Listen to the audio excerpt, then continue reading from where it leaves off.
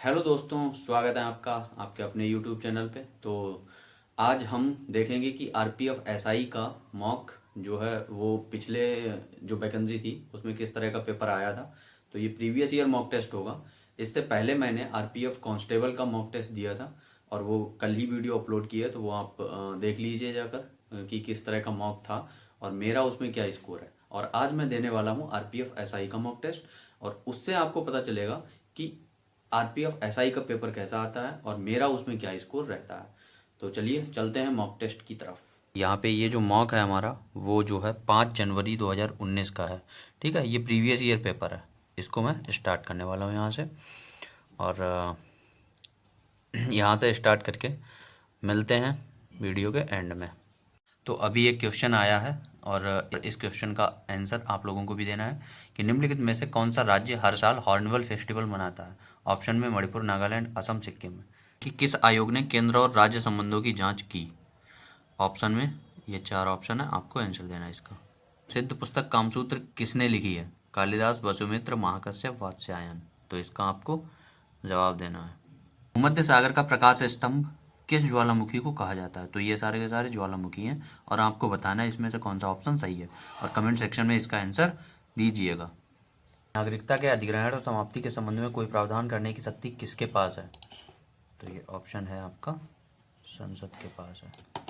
सीधी रेखा के सापेक्ष वस्तुओं की गति क्या कहलाती है। तो उसको हम रैखिक गति कहते हैं। ये तो बहुत ही ईजी है। ऐसे ही राष्ट्रीय विकास परिषद के अध्यक्ष जो हैं वो कौन होते हैं। तो राष्ट्रीय विकास परिषद के अध्यक्ष जो होते हैं वो प्रधानमंत्री होते हैं। हड़प्पा सभ्यता के शहरों को जो है किस रूप में रखा गया था। तो वो था आयताकार ग्रिड के रूप में रखा गया था। नीति आयोग के अनुसार भारत सरकार ने कब तक किसानों की आय दोगुनी करने का लक्ष्य रखा है। तो वो था जो है उस समय 2022 था और अभी के हिसाब से 2024 है। ऊष्मा के स्थानांतरण को किस उपकरण से मापा जाता है। तो ऊष्मा के स्थानांतरण को गैल्वानोमीटर से जी नहीं, हाइड्रोमीटर से जी नहीं, कैलोरी मीटर होगा। कहते नहीं है कि कितनी कैलोरी बर्न की है, जिम जाते हो ना तो कैलोरी कितनी बर्न की है, तो कैलोरी मीटर से ही ऊष्मा का जो है स्थानांतरण होता है, उसी से ह्रास होता है। नेक्स्ट, किस अनुच्छेद के तहत संसद राज्य या केंद्र शासित प्रदेश के भीतर रोजगार के लिए। तो रोजगार में अवसर की समानता किसमें होती है। अनुच्छेद 16। ऐसे भी हम समझ सकते हैं। महायान जो है शब्द किस धर्म से था। तो हीनयान और महायान में दो पार्ट में डिवाइड हुआ था बौद्ध धर्म। मधुमक्खी के छत्ते के रखरखाव को क्या कहते हैं। तो उसको एपीकल्चर कहते हैं। प्राचीन हड़प्पा शहर लोथल किस राज्य में स्थित है। तो लोथल कहाँ है आपका। लोथल आपका गुजरात में है। भारत में चिश्ती संप्रदाय की स्थापना चिश्ती मोइनुद्दीन चिश्ती ने करी थी। नेक्स्ट, इनमें से कौन भारत का एक प्रमुख चाय उत्पादक क्षेत्र नहीं है। चाय असम में भी होती है, दार्जिलिंग में भी होती है और नीलगिरी की पहाड़ियों में भी होती है, लेकिन कश्मीर की घाटी में चाय जो है नहीं होता है। खेलों में डिकैथलॉन में कितने के एथलेटिक कार्यक्रम होते हैं। पता नहीं मुझे, तो इसको मैं स्किप करूँगा। अभी ये चालू हो गई है रीजनिंग। जैसे पौधा है, बीज से पौधा बनता है, तो फूल किससे, अंकुर से। 15, 20, 40, 45, 90। 15, 5, 20, 20 दूनी 40, 40, 5, 45, 45 दूनी 90, 90, 5, 95।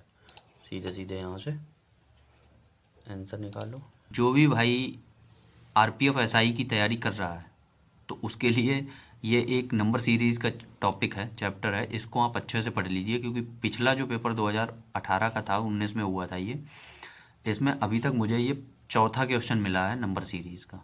ठीक है, तो एक जो है चैप्टर से 4 क्वेश्चन अभी तक मिल चुके हैं, तो इसको अच्छे से पढ़िए और इस क्वेश्चन का आंसर आप ज़रूर दीजिए कमेंट सेक्शन में। दोस्तों ये एक डीआई का क्वेश्चन है और इस क्वेश्चन से आप अंदाज़ा लगा सकते हैं कि किस तरह की जो है मैथ में डीआई आती है। ठीक है, तो हेलो दोस्तों, और आज का जो हमारा मॉक टेस्ट है वो हमारा कंप्लीट हो चुका है और अभी 16 मिनट जो हैं बचे हैं। क्योंकि मॉक टेस्ट जो था वो बहुत ही ईजी था और इसमें मेरा जो छूटा है वो 1, 2, 3, 4 क्वेश्चन जो हैं छूटे हैं, बाकी सारे के सारे क्वेश्चन को मैंने अटेम्प्ट किया है। ठीक है, तो ये टोटल 120 क्वेश्चन थे। 35 रीजनिंग, 35 मैथ और 50 जो थे वो आपके जीएस के होते हैं। तो टोटल 4 क्वेश्चन छूटे हैं और बाकी सारे के सारे क्वेश्चन अटेम्प्ट किए हैं। तो अभी 16 मिनट बचे हैं, तो अभी क्या करना है वेट करके, तो देखते हैं कि कैसा स्कोर हमारा रहता है। इसको हम करते हैं सबमिट अभी लाइव। ठीक है, लाइव चल रही है वीडियो, यहाँ से सबमिट करूँगा, देखूँगा कि क्या मेरा स्कोर रहता है। ठीक है, सबमिट करना है। 120 क्वेश्चन थे, 116 अटैम्प्ट है। इसको सबमिट कर दिया है और देखते हैं कि मेरा क्या स्कोर रहता है। ये रहा मेरा RPF SI। ठीक है, ये वाला RPF SI previous year paper है। RPF SI previous year held on 5 January 2019 shift 1। तो ये RPF कांस्टेबल का था, जिसमें मेरी 267 रैंक है, 97.71 मेरे मार्क्स आए थे 120 में से। और ये SI का मॉक है, जिसमें मेरा 120 में से 109 नंबर आए हैं। ठीक है, और इसमें मेरी 31 रैंक आई है, यहाँ से आप देख सकते हो 31 रैंक है। ठीक है, तो ये क्लोज़ कर देता हूँ मैं, यहाँ से आप आराम से देख सकते हो। ऊपर वाला कांस्टेबल का है, नीचे वाला जो है ये मेरा SI का मॉक था, और जिसमें मेरा स्कोर जो है वो 109.35 है। ठीक है, पता नहीं क्यों लेकिन इसका जो एनालिटिक्स है वो यहाँ पर शो नहीं हो रहा है। अगर होता तो मैं आपको ज़रूर दिखाता। देखते हैं अगला मॉक जो है वो हमारा काहे का होगा, वो CPO का होगा। तो उसमें देखेंगे कि कितना मेरा मार्क्स रहता है। ठीक है, ये CGL है, CGL का था दिया हुआ था 139 है। तो मिलते हैं अगले किसी और वीडियो में। आशा करते हैं आपको ये वीडियो अच्छी लगी होगी। Like comment share and subscribe कीजिए। Thanks for watching.